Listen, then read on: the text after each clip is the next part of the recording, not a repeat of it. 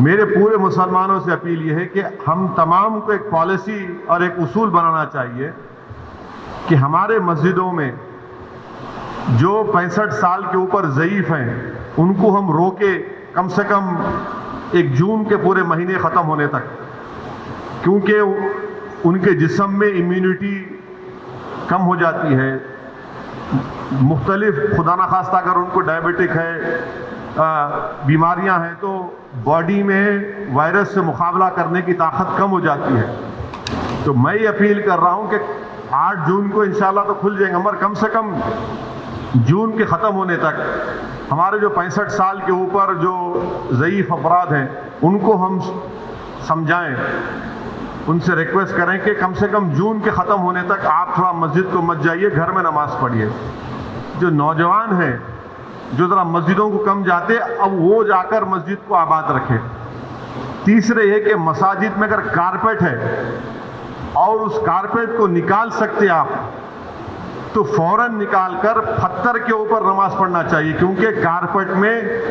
Epidemiologist اور جتنے health experts ہیں، ڈاکٹرز وہ بولتے ہیں کہ کارپیٹ میں بہت سے جراثیم جم جاتے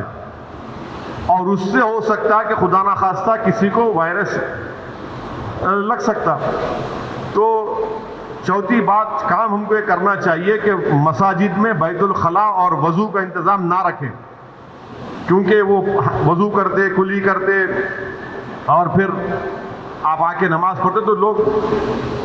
گھر سے ہی اپنے وضو کر آئیں اور نماز جب پڑھیں گے تو نہیں معلوم مفتی اکرام کو فیصلہ کرنا ہے کہ اگر پوری دنیا میں جہاں جہاں مساجد کھولے گئے، چاہے وہ مسجد نبوی ہو، حرم شریف مکے میں ہو یا ٹرکی ہو یا دوسرے مقامات پر، ہمیشہ کی طرح جو کھندے سے کھندا ملا کر سب بنتی تھی ویسا نہیں بن رہی اب۔ تو کیا مفتی اکرام یہ فیصلہ دے سکتے پورے ملک میں کہ بھائی جب 8 تاریخ سے مساجد کھولے جائیں گے تو سوشل ڈسٹینسنگ کو برقرار رکھتے ہوئے ہم سب بندی کریں نماز کی؟ یہ ہمارے مفتیوں کو سوچنا پڑے گا کہ کتنا یہ کر سکتے کیا، کیونکہ مختلف ممالک میں ہو رہا ہے۔ تو میں تو گزارش کروں گا ہمارے علماء سے کہ وہ بھی اس کا فیصلہ کر لیں، مگر دوسرے جو 4 چیزیں میں کہا ہوں اس پر یقیناً غور کریے آپ۔ میں کسی سے نہیں کہہ رہا ہوں کہ مسجد کو مت جائیے، میں یہ کہہ رہا ہوں کہ آپ صحیح کہہ رہے ہیں کہ وائرس ابھی بڑھ رہا ہے، وائرس ختم نہیں ہوا ہے، وائرس بڑھ رہا ہے ابھی، اور خاص طور سے جو ہمارے 65 سال کے اوپر کے جو لوگ ہیں اور جو لوگ مختلف امراض کے شکار ہیں، جس کو کڈنی کی بیماری ہے، ہارٹ کی ہے، لنگز کی ہے، ڈائبٹک ہیں، ان کو تو اور احتیاط کرنے کی ضرورت ہے، بہت احتیاط کرنے کی ضرورت ہے ان کو،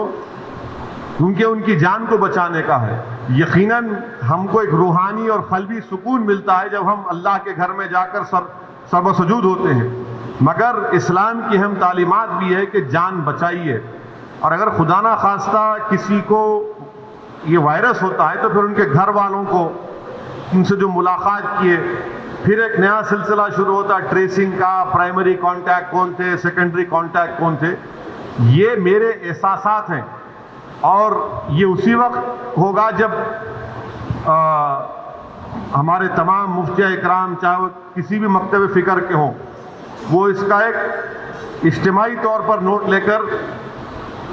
سب کو بتائیں۔